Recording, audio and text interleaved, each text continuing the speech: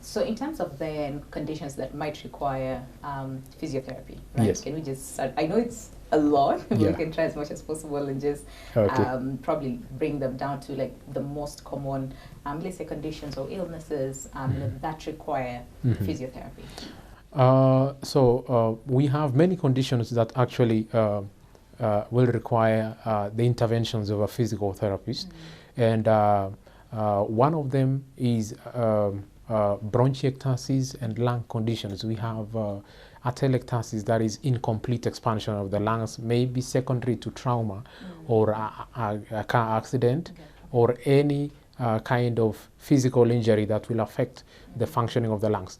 Two would be a condition like an infection of the lungs, like the ones that we are dealing with right now, where infections will go to the upper respiratory tract and also to the lungs and end up cause the epithelial lining, or what we call the cells are lining the airways, to produce excessive mucus that will block the passage of oxygen and these respiratory gases into the air. And therefore there is a need for a physiotherapist to come in and make sure that the airways are patent and that these fluids are drained out of the lung as soon as possible, because that will end in what we call hypoxia or systemic hypoxia, low oxygen levels that will damage the other organs.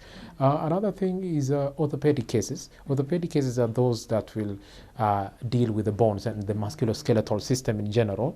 And a patient who experiences a fracture, maybe because of a car accident or an assault or a fall, or other conditions like osteoporosis in bones that are brittle because of maybe lack of adequate minerals that will make the bone strong.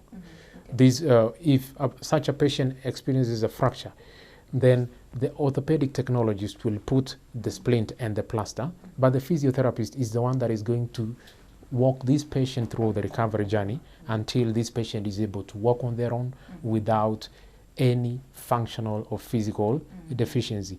Another area where physiotherapists will come in is neuro rehabilitation, things to do with the nervous system.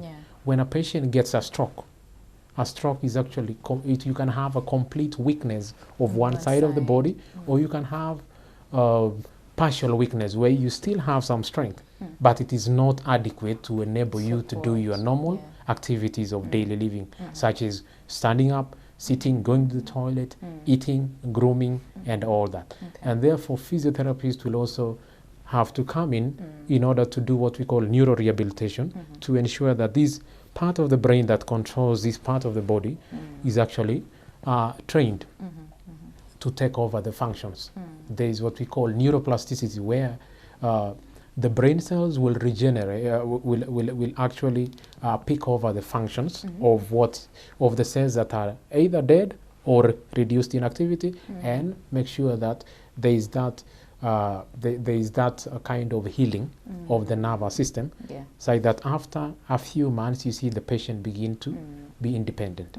And the last but not least is sports medicine, where physiotherapists are also known in actually preparing athletes for, it can be for Olympics, it can be for just the normal games, or also for just a personal fitness and preventing the possibility of injury with our normal day-to-day life. Yeah, because we know, I mean, certain sports can be really vigorous as compared to the others, so I understand where or why physiotherapy is important in prevention, not like the curative part. I mean, they're there as well, but they're pretty much important in the preventive aspect. All right.